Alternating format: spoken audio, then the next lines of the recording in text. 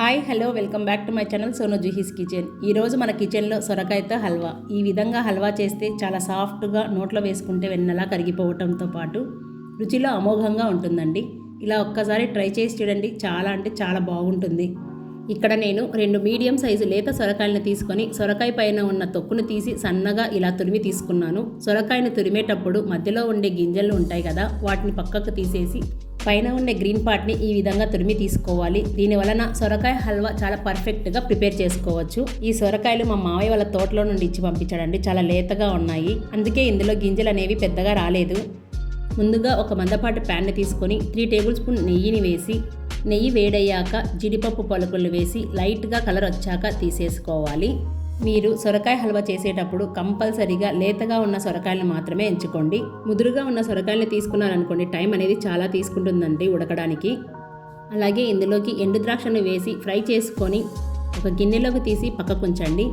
ఇప్పుడు ఇదే నెయ్యిలోకి సొరకాయ తురుముని వేసి ఫ్రై చేసుకోవాలి. ఇలా 7 నుంచి 10 నిమిషాల వరకు ఫ్లేమ్ని హై ఫ్లేమ్లో పెట్టుకొని మాత్రమే ఫ్రై చేసుకోవాలి. మధ్య మధ్యలో కలుపుకుంటూ ఫ్రై చేసుకుంటూ ఉండాలి, లేదంటే అడుగు పట్టేస్తుంది. దీనివలన సొరకాయలో ఉండే వాటర్ అనేది ఇంకిపోయి సొరకాయ త్వరగా సాఫ్ట్గా అవుతుంది. సొరకాయ హల్వా చేయడం పెద్ద కష్టం ఏం లేదండి. తురిమి పెట్టుకున్నామంటే ఎగ్జాక్ట్లీ హాఫ్ అన్ అవర్లో ఈజీగా చేసేయచ్చు. ఇలా 10 నిమిషాలు బాగా ఫ్రై చేశాక ఇందులోకి 2 కప్పుల వరకు చిక్కటి పాలను, కాచి చల్లార్చిన పాలను తీసుకుంటున్నాను. నేను తీసుకున్న 2 సొరకాయలకి ఒక సొరకాయకి 1 కప్పు చొప్పున 2 కప్పుల పాలను వేసుకున్నాను. పాలు వేసిన తర్వాత ఫ్లేమ్ని మీడియం ఫ్లేమ్లో పెట్టుకొని 5 నిమిషాల పాటు మూత పెట్టి ఉడికించుకోవాలి. 5 నిమిషాల తర్వాత పాలల్లో సొరకాయ ఉడికి సాఫ్ట్గా ఉంటుంది. ఇలా కాస్త దగ్గర పడ్డాక 1 కప్పు పంచదార వేసుకుంటే సరిపోతుంది. మనం తీసుకున్న 4 కప్పుల సొరకాయ తురుముకి 1 కప్పు పంచదార స్వీట్ కరెక్ట్గా సరిపోతుందండి. మీరు స్వీట్ ఎక్కువ తినేవారైతే ఇంకో 1/2 కప్పు పంచదారను యాడ్ చేసుకుంటే సరిపోతుంది. అలాగే మనం పంచదార వేశాక పంచదార ఎలా అయితే కరుగుతుందో కన్సిస్టెన్సీ కూడా పలుచబడిపోతుంది. కాబట్టి ఫ్లేమ్ని మీడియం టు లో ఫ్లేమ్లో పెట్టుకొని కలుపుతూ దగ్గర పడేంత వరకు ఉడికించుకోవాలి.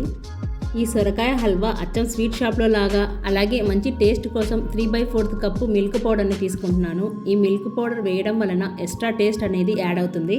మీరు కావాలంటే ఈ మిల్క్ పౌడర్ ప్లేస్లో పచ్చి కోవానైనా తీసుకోవచ్చు. కోవా కూడా అవైలబుల్లో లేకపోతే చిక్కటి పాలను ఇంకో కప్పు యాడ్ చేసుకుంటే సరిపోతుంది. పాలు, పంచదార, మిల్క్ పౌడర్ వేసాం కాబట్టి ఇది పూర్తిగా దగ్గర పడేంత వరకు మధ్య మధ్యలో కలుపుకుంటూ ఫ్లేమ్ని లో టు మీడియం ఫ్లేమ్లో పెట్టుకొని మాత్రమే ఉడికించుకోవాలి.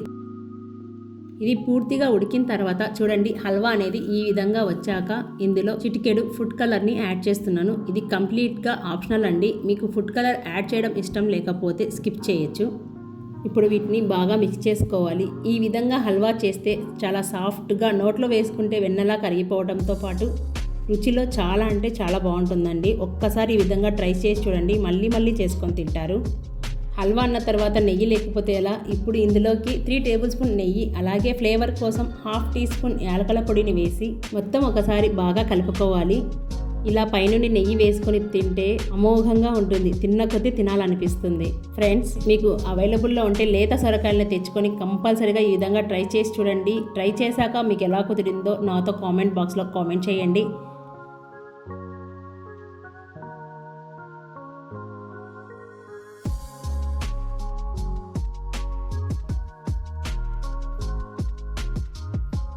సొరకాయ హల్వా పూర్తిగా ఉడికిన తర్వాత అలాగే నెయ్యి పైకి తేలేటప్పుడు మనం ఫ్రై చేసి పెట్టుకున్న కాజు, కిస్మిస్లను తీసుకొని మొత్తం కలిసేలా మిక్స్ చేసుకోవాలి.